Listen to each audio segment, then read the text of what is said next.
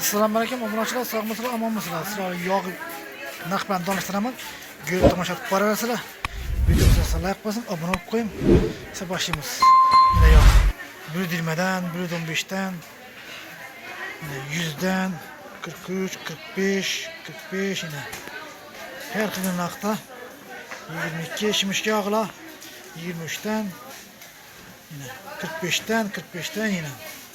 Hammasi narxlar yozilgan. Görüp boraverasizlar yine. Bular 2 kilo 3 kiloluk 68'den yine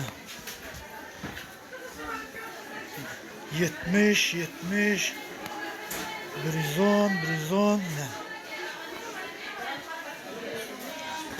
Videomuza like basıp koyun, abone olup koyun. Yine yog' narxlari görüp bilip olaverasizlar. Like basışlardan çıkmasın obunachilar. Her xil razmerda, her xil nerede yine. Kattalik, kichiklik, bahası hammasi yozilgan yine. O adları bilib olaverasizlar yine görüp tomosha qilib. Şurada endi videolarimizni yakunlaymiz. Sog' bo'ling, omon bo'ling. Videomuza like bosing, obuna bo'lib qo'ying. Sog' bo'ling.